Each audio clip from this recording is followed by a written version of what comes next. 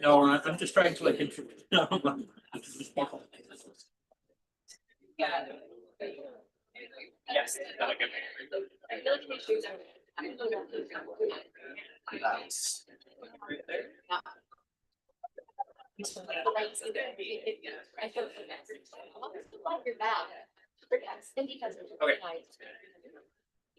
All right, good evening, everyone, and thank you all so much for joining us.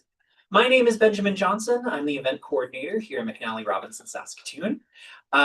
This event is being held on Treaty 6 territory, which is the land of the Cree, Saulteaux, Dene, Dakota, Lakota, and Nakota, and the homeland of the Métis Nation. As we listen to our speaker share her words today, may we also recognize the Indigenous stories that have been shared on this land since time immemorial. It is my great pleasure to welcome you to the Saskatoon launch of Rebel of the Regency, the Scandalous Saga of Caroline of Brunswick, Britain's Uncrowned Queen by Anne Foster. Thank you so much to Thank you so much to Anne for being here this evening and for working with us to make this event happen. Just to note, this event is being live streamed, so just be aware of the webcam off to the right there. I'd also like to take this time to encourage you to silence your phones for the duration of the event. It will be heard online and they will laugh at you. If you would like to buy copies of Rebel of the Regency, I have some on the signing table behind us. You can grab one from Anne at the end of the program, or we also have some on the way in. You're welcome to get it signed before you pay for it, but make sure you pay for it on the way out. Thanks. Without further ado, Anne Foster is a historian living in Saskatoon, Saskatchewan, and has been the host of the podcast Vulgar History since 2019. Her research interest is in the intersection of women, history, and pop culture, especially the lives and stories of figures both well-known and half-forgotten. Anne has appeared as a historical expert on BBC Radio, and she has written for Long Reads, Shondaland, JSTOR Daily, Bitch Magazine, and elsewhere.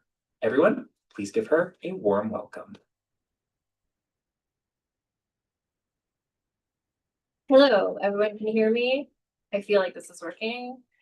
So my name is Anne. I just want to start off for myself to sort of know who is out there. Could you raise your hand if you know me personally, please? Okay. Could you raise your hand if you know me from my podcast? As well, okay. So it's a group of people who know me personally, which is what I expected. So what I'm going to do is, because I wrote a book about a person who's not famous at all, but you're here to support me, I want to explain to you what the book is about, or who the book is about, and just kind of explaining. I've been practicing explaining what the book is about to people all week, and I think I'm getting better at it, but we have a half hour to do it right now, and I think that'll be the best way to do it. So I'm going to start by, I want to relate her to things you might have heard of. So the first thing I'm going to shout out is just the American Revolution. I feel like it's fairly well known. So the American Revolution, 250 years ago, they're celebrating this a lot in the US this year. Anyway, that was when America got their independence from Great Britain, and the King of Great Britain at that time was George III, who you might know from the musical Hamilton. He's the king who sings that song in the musical. He's also the king, if you're familiar with Bridgerton, spin-off series Queen Charlotte, a Bridgerton story. He's the George in that. He's like the king who's kind of like a hunk, but he has like mental problems. Like that's him. So that's George III, married to Queen Charlotte, who you may know from the TV show Bridgerton. I was just talking with someone today who didn't realize Bridgerton has real life people in it, and mostly it doesn't. But Queen Charlotte was actually the queen during this era, which is known as the Regency Era, which is why my book is called Rebel of the Regency. So if you hang on to that, like American Revolution, Queen Charlotte from Bridgerton. So these two people, they were sort of the mom and dad of Great Britain, George III and Queen Charlotte, and they lived a really sort of morally ethical life. George was one of the only king, maybe the only king of Great Britain who didn't have any mistresses ever. And they had, I think, 16 children. And they that was their job, and they did that. So they had 16 children, and they raised them to be very they were always very stern, not allowed to have very much fun at all. Their oldest son, also called George. So in my book, there's a lot of people called George, so I'm just grateful in history when someone has a nickname. So George is George, Prince of Wales, and his nickname was Prinny, which is like a shortened version of the word prince, which is a really obnoxious name that suits him, as you'll soon realize. So their oldest son, Prinny, when he turned 18, like a lot of people who were raised in a really sort of like not allowed to do stuff way, he just got his own household and he just started gambling. He got drunk and he stayed drunk for basically the rest of his life. He racked up so many debts, doing a lot of house renovations. His aesthetic taste was like similar to some people you might think of in today's modern world. He liked gold. He liked gold, not like gold spray painted and things, but like gold bookshelves, like gold end like things that had no right being, like everything was gold. So he spent so much money. In my book, I put down, because in my research I found out like, oh, he owed whatever it is, like 12,000 pounds. I'm like, well, I don't know what that is. My editor said, well, how much is that in today's money? And I'm like, oh, $19 million. Okay. So he spent that almost right away. He had a lot of mistresses. He tended to prefer, honestly, the people he took as mistresses were very interesting people who I have talked about a few of them on the podcast, and I probably will in future because they went out to be like novelists and interesting stuff. But he spent a lot of money on mistresses. He promised his mistresses that he would pay them to be his mistress. Like he was in so much debt. His father cleared his debts again and again until finally his father just said, like, I'm not the country. We just lost America. Like we don't have money to keep paying for your home renovations. So the only way that he could get more money, Prinny, was by actually marrying. And I need to backtrack a minute because he was actually married. So he had secretly gotten married, secretly, because there is still this rule in the Great Britain.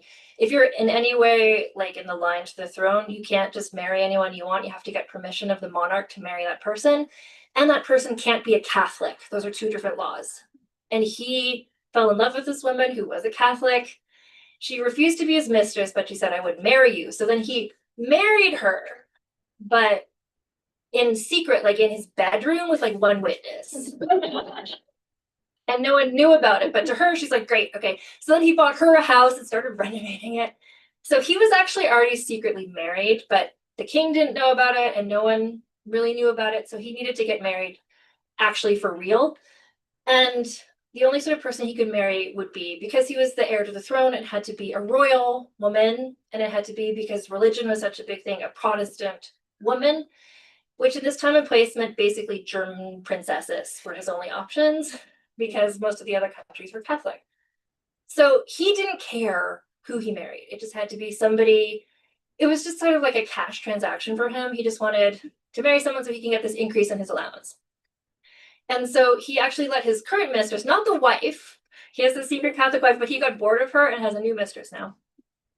And his new mistress is she's sort of like the mean girl of the court. She doesn't want anyone else to have influence over him. So she thought, I need to choose for him a wife who's the most naive, like easy to manipulate, just like sheltered person possible. So the wife doesn't threaten this mistress.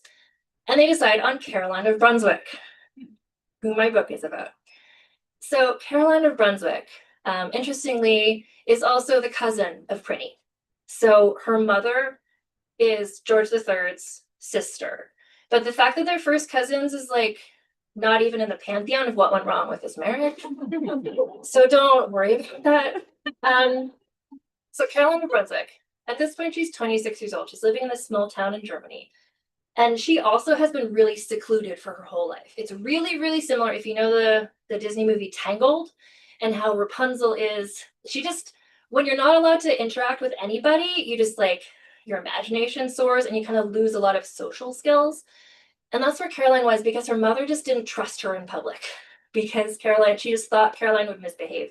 So Caroline wasn't allowed to go to balls or parties or really visit with anybody. So she's just reading novels all the time, coming up with all these crazy plans. Like all she wanted, Caroline as a young person, was to travel the world and to attend the balls, just to talk to anybody who's not just her mom for once. So she had this one, the book actually starts with this moment where she pretends to be in childbirth when she's 15, while her mother's downstairs at a ball, and Caroline just starts yelling out, pretending she's giving birth. She's put makeup on her face. Like, she's like thought this through. The way that, like, I feel like a person who's been like homeschooled and not allowed to interact with anybody might come up with a strategy. She's like, yes, this is a genius plan, but she doesn't have anyone to talk about it with. So she pretends she's having a baby. The servants are like, oh, what's going on? Like, her mother comes up and Caroline's like, I'm having a baby. And her mother's like, but you've never interacted with anybody. Like, how did you get pregnant? What's happening? And eventually Caroline, she stops pretending and she's like, haha, I guess you'll think again before not letting me go to a ball, which is, what did you, like, this did not help her case. Her mother thinking she can't be trusted in public. But from this pretending to give birth situation, rumors spread, I guess. Her mother honestly was kind of a blabbermouth, so it's probably the mother spread the rumor, but it could have been the servants, that she was unstable, that she was insane. And so this is why no one married her. And that's when she's 15, she's 26, and she's still not married, which is unusual for the niece of the King of Great Britain. She's the daughter of this duke in Germany, and she's not married. So when she gets the proposal to go to England and become the Princess of Wales, later Queen of England, she's like, yes, like amazing, like I could leave my house. This is great. And she goes over to England, and everybody there's excited to see her, because so George and Charlotte are very like boring king and queen, have been the king and queen for such a long time that everyone kind of like with Elizabeth II, it's just like you think of the monarch as somebody who's just really old, and the royal family is just old people. So Caroline shows up, it's like a young person, like it's a exciting new young royal wedding. Everyone's so excited to see her. She's so happy to be there. The crowds are cheering for her. And I should mention at this point, the Prinny was hated by everybody.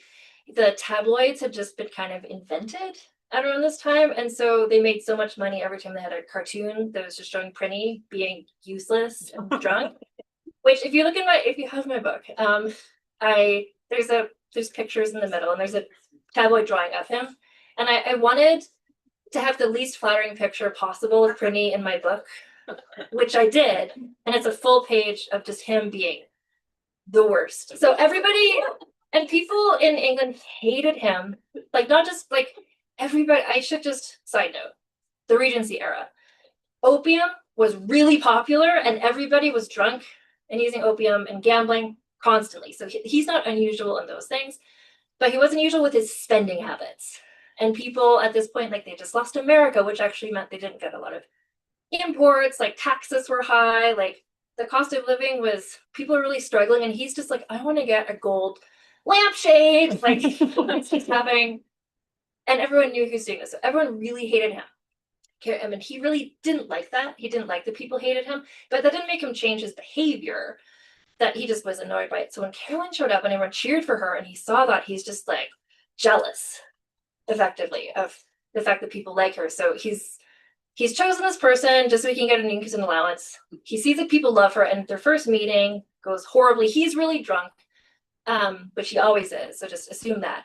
And he kind of stumbles in and sees her, doesn't say anything. He's just like, get me a brandy, and then walks out of the room. And that was their first meeting. And she says, like, is he always like this? Or he also doesn't look like the portraits that she'd been sent of him. But incidentally, like, they get married, it's like 2 weeks later. Like, they can't call this off, even though they both hate each other instantly. So the day of the wedding, and I say this all in the book, but there's people who were at the wedding were just like, this was the most messed up wedding I've ever attended. And it's like the Regency era. So he is so drunk at this point, he has to be like literally carried down the aisle by his friends, like he can't stand. And at the front, he's like weeping because he's so upset about it. His mistress is like behind Caroline, and he's like looking at her. And the minister, who's somebody who had probably knows that, because remember, Prinny's already married secretly to this other person. So the minister just takes a really long pause when he's like, does anyone have any reason why they can't be married? Like, anyone? Prinny, anything to say? But they get married. Caroline's still just like, she's here, she's having a nice time. She's out of her room, and she's just like happy to be in England. They go on a honeymoon. It is terrible. I won't get into the details, but she does become pregnant. And And almost right away, like before she even has the baby, they're living in separate houses. Like they get married, they consummate their marriage, and they never live together for the whole rest of the book because they hate each other. But because they consummated the marriage, he can't get it annulled. He can't get a divorce because he's going to be the head of the Church of England and you can't get a divorce. He tries to divorce her for the next 20 years. And the way that divorce works in this time and place is that, because now we have like no fault divorce, you can just say like, we don't get along. Okay. But back then you had to prove that somebody had done something to break their vows, like have an affair. So he kept trying to prove that Caroline was having an affair, even though he was actively married to somebody else. He had numerous illegitimate children with other people, but it had to be proving that she was having an affair. So he had spies sent to her household. They're living separately, and the spies are kind of reporting back to him, and he's trying to get them to catch her with somebody else. And she's a very fun-loving, flirtatious person. So it's like, oh, maybe she is having an affair. It's like, no, she just is learning social skills, and she's been kept inside all the time, and she's just so excited to be around people. So she was throwing parties all the time. People are coming to her parties, like if you've heard of Lord Byron, the famous poet, like he would come to all of her parties. She liked to invite all these notable people, and she started developing hobbies. Like she learned how to become a sculptor. She started sculpting busts. She did this kind of decoupage table. At one point, she gets into gardening. She starts selling food at the farmer's market. Like she's just thriving in the absence of him. But the one part where she's not thriving is that he knows how much it means to her to be a mother, how maternal she is, and he's not letting her hang out with the daughter because he knows that will bother her the most. So their daughter is called Princess Charlotte, and she is living off in Prinny's house, and Caroline's allowed to visit, but only every now and then, and only when Prinny's not home. So she has this sort of unfilled maternal instinct. So she starts I call it in the book the baby collection. She starts sort of just taking in wards. When people are struggling and they can't keep their children, she'll just take the babies to her house, and she kind of starts a school for them. And then going back to her as a young person, it's like she pretended to have a baby. Is she insane? Kind of married with the fact that Prinny is trying to prove that she's having an affair. So he starts spreading rumors that these are her children, and she's having so many affairs that she's just giving birth constantly. And these are all her babies. And so he should be able to divorce her because of this. So there's kind of an investigation into it. There's sort of a trial. This is chapters 1 through 4 of the book. So I'm not really spoiling anything. I just want you to kind of understand what kind of book it is. So there's an investigation. Things go. She's not having an affair, so they can't get a divorce. So this does not happen. Time passes. Eventually, King George III dies, and Prinny. Oh no! Before he dies, King George III becomes so incapacitated by his health problems and his mental health problems that he can't do king stuff anymore. So Prinny is named the regent. So he does all the king stuff on behalf of his father. And that's why it's called the Regency Era. He is the regent. So this is just a period of 9 years when he was actually doing that job. And when he becomes the regent, he's able to be even more mean to Caroline, which I talk about in the book. My mother read this book just a few days ago. And she messaged me when she was halfway through, and she was just like, this is kind of dire. This is terrible. I'm like, no, but just wait. Because things get better. And they do. And I won't tell you how. Well, I'll tell you one way how. Which is eventually she's allowed to leave England, and she just goes traveling, and she gets this hot Italian lover, and she has a nice time. And that's as much of the story as I'll tell you. But it's been complicated to explain to people when they're like, oh, what's your book about? And I say, what's this nonfiction biography? And everybody understandably is like, oh, a biography of who? And I say, well, you haven't heard of her. And they're like, and then I say Caroline of Brunswick. They're like, oh yeah, no, I haven't.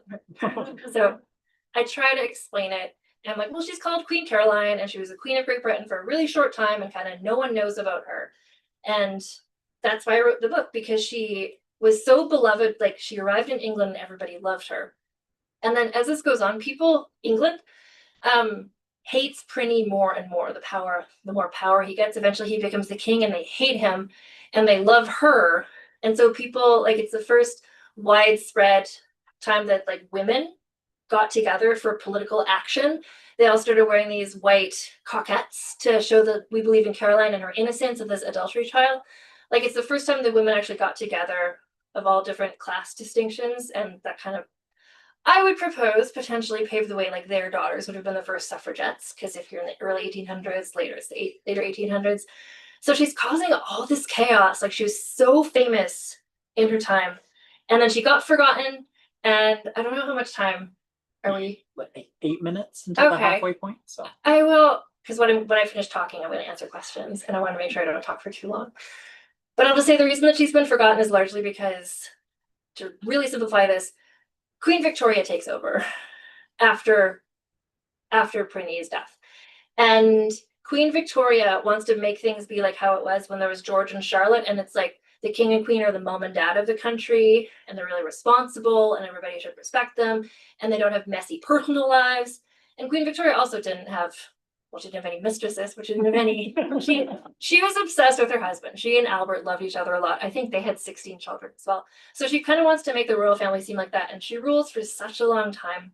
The Victorian era, perhaps you've heard of it, which is known for its kind of like moralistic living and for how people dressed very conservatively. Everyone was really covered up. And so she sort of like tucked away the history of what happened one generation before her. So it could kind of go from George and Charlotte to Victoria. And this messy middle part is like, don't think about it. Because if you want to think that the royal family is like, this is bestowed upon them by God, and we should all respect them because they're this special bloodline. It's like, well, you can't really have these really messy, sloppy people like Prinny, so let's just not talk about them. And so Caroline especially just kind of got forgotten about, to the point that when I was researching this book, she's from Germany. And so I traveled to Germany, just to her hometown, which she's called Caroline of Brunswick. That's the anglicization of her town, which is called Braunschweig. And I went there. When I was messaging with a historian there, I said, I want to see, like, what are the sites about Caroline? And she's like, there's not really any. Partially because World War II, Braunschweig was bombed a lot and a lot of buildings are gone, but also just because she's not really remembered there either. So I was able to see her crypt, like her tomb. I was able to see one palace where her mother spent her summers, and I was able to see, there's a museum that has a recreation of what the palace looked like. And then I went to London as well on that research trip to see like what's left of Caroline. And it's like really not much. But I did find that there's this one neighborhood called Brunswick, which was actually named for her when she first arrived, and everyone was excited about it. So there's like a Brunswick Park. I was really excited. I just found it by accident. There's like Brunswick Mall. I was like, oh my God, it's like Brunswick Wi-Fi. Like everything. I was like, it's her. Someone's remembering her. But the one place where you can still see her is when she and Prinny were, or evidence of her, when she and Prinny were living in separate places. She was living, actually, to bring it back to Bridgerton. So if you watch Bridgerton, the Bridgerton family home is in a part of London called Greenwich. And that is next to where Caroline's house was. So what is left of Caroline's house is like one wall, and there's a plaque that says, this was the wall of the house of Queen Caroline. It said Queen Caroline, and that made me happy because a lot of times she's not referred to as queen. But she was technically queen because she was married to the king, because Prinny became king, spoiler. And the other thing that's left there is this bathtub that's like sunken into the earth. It's like a brick bathtub that you would like walk into. I don't know why it's still there, but it's like Queen Caroline's bath, and there's signs saying it's like, this is where her house was, and here's where her bathtub was. So like, this is what is left of her. And just reading about her in my research, like I found copies of her letters and things, and she's such a spirited, like complicated, weird, interesting person. She felt very real to me, especially when you read somebody's letters, but she was just somebody facing at every turn. Prinny is just trying to like stamp her down and just to like ruin her name, ruin her day, keep her from, but she kept fighting, and it was really inspiring to me, honestly, that she just kept going. And when you read the book, you'll see how far she goes with everything. She almost causes kind of a French Revolution moment to happen in England. She's just like getting that, because the mob loves her and they hate him. But I find the story really interesting, and it's also applicable today, I think, to, like, you see it every day, just women in the public eye and how they're kind of like vilified when arguably or inarguably, like, the men are doing so much worse stuff. But it's just like, oh, but this woman did this thing. It's like, oh, Caroline, she wore a dress and you could see her ankle, and that means like she was such a horrible person. Like, it's nuts, and also feels really similar to today. some of the criticisms I was reading about her, but it's been really heartening. The book was published on Tuesday, and I've heard from some people who like got it and read it really quickly. And they all are just like, I love her. I hate Prinny. And what makes me happy is now there's going to be a bunch of people in the world who will know who Caroline of Brunswick is. So her story is a little bit less forgotten. And I'll just say also, similar to this presentation I'm giving, the book has jokes. The book it's telling a historical story, and I did a ton of research, but I tell it in like a storytelling sort of way. There's like silly bits in it, and I think that's almost a tribute to her because she was sort of a whimsical person, and I think she deserves a fun biography. There's a couple biographies of her that I use as resources, and I love like that they exist and they're fabulous, but they're very much just like, here's what she did and when. And mine is more just like, she was having the time of her life. She's like the Real Housewives of the Regency Era. Like, I mentioned the Princess Diaries movie a lot in the book. It's actually got an entry in the index at the back because I mentioned it so much. So that's the kind of book it is. That's what I don't have time to explain to people when they ask, what book did you write? But who's this person? That's who she is. And that's my presentation. And I can answer questions if people have questions. I'll be. Whoa. Okay.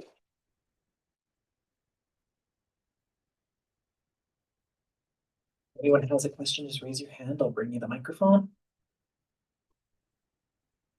Hi, yes. I was just wondering if you also noticed a lot of parallels to Princess Diana with her, because there's that same kind of dynamic of she's kind of the rebel against the monarchy. The crowd loves her, but the royal family is just constantly trying to erase her from existence. Did you notice like a similar parallel? There's a lot of parallels to Princess Diana.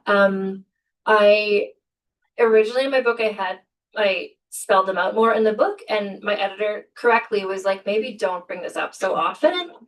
But also not everybody knows the nuances of Princess Diana's life. But it's exactly like Princess Diana, who's this young, sheltered person who's married for basically fertility reasons to a prince, who's in love with his mistress, who like it's exactly the same situation. I just did an interview the other day on a podcast that talks about the modern British royal family, and they read the book and they were just like, this is the exact same thing. I'm like, it's the exact same thing. But then also Caroline, like Princess Diana, she had her famous like outfit moments. She had, I don't know how many of you know the lore, but Princess Diana had this revenge dress, which is this like black mini dress that she wore. Caroline has similar outfit moments where she's not able to speak for herself necessarily, but she's able to, by what she wears, deliver a statement. And she also, like in the Princess Diana real life situation, people in the palace are spilling secrets to the tabloids, but then people in Caroline's camp are spilling secrets to the tabloids, and so the public knows everything. Like people's letters are printed in the newspaper. Like it's exactly like Princess Diana, actually. And that's one of the ways I try to explain this to people. And like, she was like the Princess Diana of the 1800s, and she literally was. Yeah.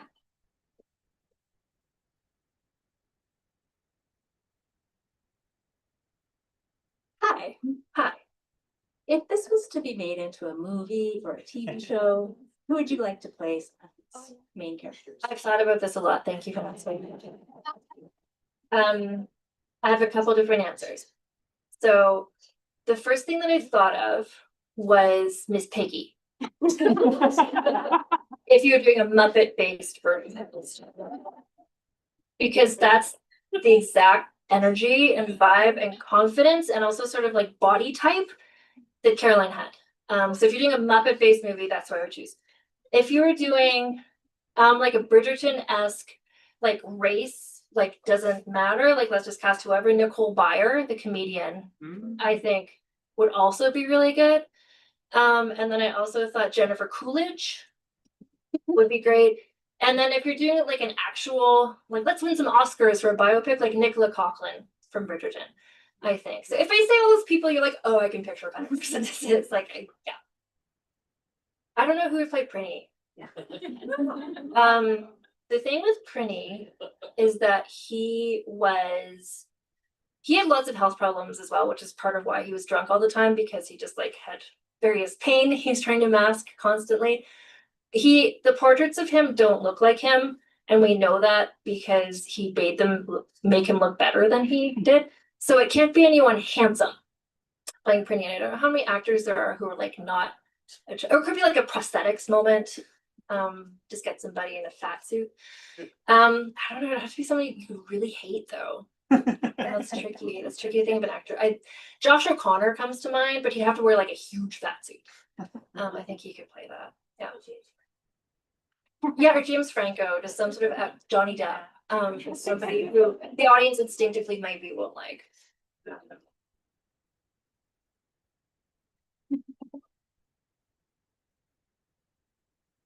Like, was there anything that during your investigation and research you found that you really loved that you wanted to include in the book but weren't able to for any reason whatsoever that you would like to discuss now? Yes. I will say that I got really into reading about her daughter, Princess Charlotte, who I talk about what happens to her in the book. And I really loved reading about Princess Charlotte. She's also, if you can imagine, genetically, like her parents are Prinny and Caroline. So she's like a little girl with like a lot of personality. Like she's kind of Caroline 2.0, which made Prinny really not like her very much. She looked like her and she acted like her. I wrote a whole chapter about her and it just really broke up the flow of being like, this is Caroline's story.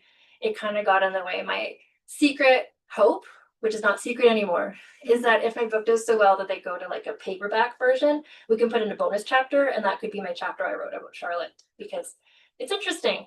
And I think she's worth knowing about as well.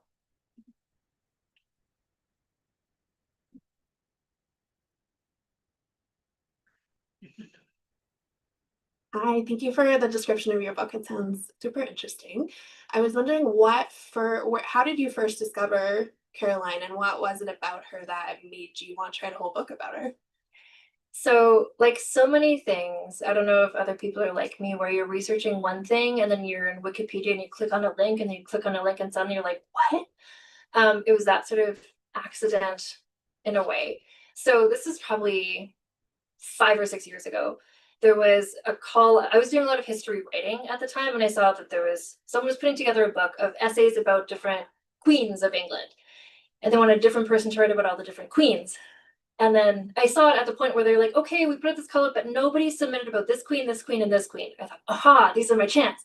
These are the less popular, because everyone wants to write about famous, like Anne Boleyn or somebody. Lots of people want to write about that. So I'm like, well, who are these lesser known people? And I just went to Wikipedia and like, who's Caroline of Brunswick? And it's a pretty decent, but just the list of events where it's like, and then she had a baby collection. And then I'm just like, what? Like, so you start delving into like, what? And then like, the people rioted on the streets. Like, who is this? And so I got interested, and then I found out biography, like at that point, what biographies existed. So I was just, I kept sending screen caps from this. I was reading it as an ebook to my friend. I was just like, oh my God, look what she did next. Look what she did next. And we both just like obsessed with this story. And I thought this would be such a good book. And I could picture how it would be, and it would be the way that it is, just like funny and the storytelling, but also sort of like empowering and feminist. And then luckily, the TV show Bridgerton happened, and people suddenly are interested in the Regency era. So it's my time to strike, to say like, ooh, do you want to know the story of the real Bridgerton? Kind of. Anyway, it worked.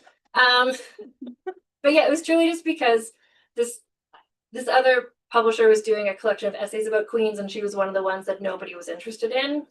And I'm always like, in a boy band or anything, I'm always like, who's the least popular one? Like, that'll be my favorite. Like, I feel bad for them. So I was like, who's this queen no one likes? And then it turns out it's this incredible saga that I kept finding more and more about it.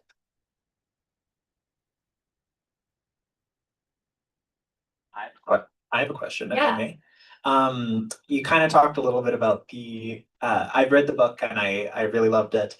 The fashion moments throughout were really striking. I wanted to know if you had a favorite Caroline fashion moment, or if you wanted to talk a little bit about just kind of how she used fashion a little bit more. Absolutely. Yeah. Yeah. I'm glad that stood out to you. It was really, I've always loved fashion history. And so if you picture, not Bridgerton, because that's kind of like a fantasy world, but if you picture like any Jane Austen movie adaptation, this Regency era look is kind of like a plain white, almost nightgown-esque dress. It's sort of what people were wearing. And Caroline was really into that look, but she had the physique of Miss Piggy, if you can imagine. So on her, it looked much more sexy than I think that look was supposed to look. And people are like, oh, she shouldn't wear that. It's like, but she did. She loved how she thought her feet and ankles were really cute. So she always tried to make sure she could show them off by having just like her hem a little bit too short. But what I really want to talk about is hats, because there's so many amazing one person who read the book was just like, I love the hats in this book. I'm like, yeah, good. Caroline loved a huge hat. And this is a time period where people had ostrich feathers in their hats, like a whole ostrich feather, like 3-foot feathers, just like straight up. Like people had to like go sideways into their carriages to get out because their hats were so big. And she loved an ostrich feather. And what was pointed about her wearing the ostrich feathers is partially that that's a symbol of the Prince of Wales. So she would wear it to remind people, like, I'm the Princess of Wales, actually. Like, so she was wearing it because it was fashion, but she was also making a pointed thing to don't forget, like, this is her role and this is what she deserves. She always, her supporters, I mentioned, they were like these white bows, or the men had sort of like a pocket square. Women started wearing just white dresses to be like, that was Caroline's color. And she would often dress in black. So she would stand out against them in all of their white. And then there was a moment towards the end of the book where she's celebrating a victory. And so she shows up and she's all in white and all her ladies in waiting are in white. And it's just vision. Like, she's not able to stand up like I am in front of a group of people and talk and say what she wanted to say, but she found ways with her outfits to kind of make a point. And then she had her equivalent of like fashion stylists who would then tell the details to the tabloids, like, well, she's wearing this dress and it means this. So people kind of know, to make sure the message really gets through. Any other questions? Are there any questions from the chat on YouTube? Doesn't look like it, no. Hi, YouTube. I guess I do have actually another question, if that's okay. You kind of already talked about Caroline being this, almost creating a new French Revolution in England. So that's not a spoiler, but I'm curious, what are your opinions on kind of like how she saw herself in light of that? Like, was she super aware that she was this figurehead? Do you think that how do you think she kind of understood her role there? I'm going to compare her to Katniss Everdeen from the Hunger Games. In the sense of, in those books / movies, she kind of becomes the symbol of the revolution, and she's like, but I'm not. Like, she's seen as that, but she's not like the person who invented the revolution. She's not the person who popularized the revolution, but it needed a figurehead, and that became her. And that's kind of what happened with Caroline. She has all these supporters. Like, they just instinctively support her because, I have to emphasize, everyone hated Prinny. Everyone hated him then. When I was researching this now, I thought, like, are people in England going to be mad at me because I'm telling the truth about him? And no, because even like elderly male white historians are like, this was the worst king England ever had. Like, everyone hates him now. Everyone hated him then. So it didn't take much for people to take her side, especially when they heard like she's being kept from her daughter and stuff. Like, she was so sympathetic. And she knew that the popular opinion would help. It would just help her maybe win this adultery trial. It would help her maybe gain some more power. But she wasn't legitimately part of the revolution. I think she saw that their goals coincided in the sense of they both hated Prinny and they could work together. But she was never like, yes, let's have a republic and like overthrow the monarchy. That was never, she was just kind of happy that their goals coincided there for a while. But she was herself, no, she was not at all a revolutionary at all. She was very pro-monarchy. She's just anti-Prinny. Yeah. As will everyone be when they read the book. Soon. Oh, you're gonna hate him so much. I do have one more question, which is, are there any projects that you are working on, and any other historical figures that you would like to explore in novel form or otherwise?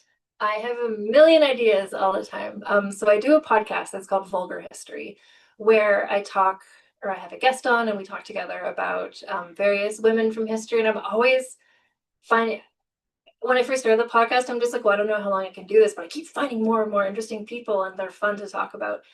There's a few that I think would make for really good books. I need to wait for that moment to strike, because I proposed a couple of them to my editor. I was like, what if my next book's about this? And she's like, no one's ever heard of her or that era, or like it's like, I need a show to come on, and then when the show comes, I can be like, oh, I know a person who connects to that. Like I need to find somebody. That's what I've learned about publishing. You can't just, and I've learned that just in explaining my book to people. I'm like, it's hard to write a biography of someone no one's ever heard of, actually. Like you need to have those like touchstones. So there's a couple of people I have in mind that I would love to write future books about. I would love to write a novel about somebody. It really just depend on what I'm able to get away with, how famous I become, to be able to do what I want. But at this point, I have to kind of attach a person to a famous historical something, to be able to get the enthusiasm to get a book published is what I've learned. But there's lots. If you listen to my podcast, you'll hear. I'm not saying like listen to every single episode, but if you do, you'll hear the ones where I'm like really excited, and you're like, those are the ones. There's the ones that she would like to be able to write a book about. It's just, if people suddenly get really excited about 1840s Bavaria, like I'm there. I've got a person. Yeah. Well, that's fantastic. All right, last call for questions. Anybody else? Oh, got one here. Hi. Hi. Who is the Italian boyfriend? The Italian boyfriend. I don't know if you have a copy of the book in front of you, but the same way I put a picture of Prinny in the middle, looking as unflattering as possible, I was like, I need to put a picture of her Italian boyfriend in this book so everyone understands he's very hot. That's important. His name is Bartolomeo Pergami. He was like 6'5". He was described as having like a mustache that stretched all the way from here to Paris or something, which was the look all that time. But he was really tall. Like everyone agreed he was really handsome. At this time, Madame Tussauds, if you know the wax museums, like the person Madame Tussauds was in England, like making wax figures of who was being talked about to get people to come to the wax museum. And she made a Caroline figure, and everyone was so excited about the Italian lover. She made a wax figure of him also because he was just so hot. There's a lot of political cartoons, none of which are in my book, but which you can easily find by just Googling, that are showing like Caroline looking like Miss Piggy with this like gorgeous tall Italian guy. Like, yeah, he was really handsome, and I'm happy for her that they found that.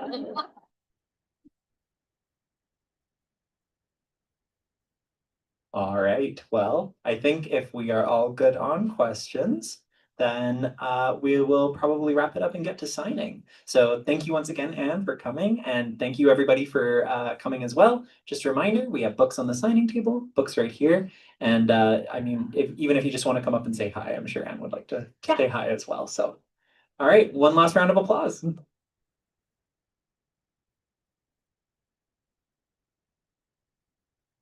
Thank you. Come say hi.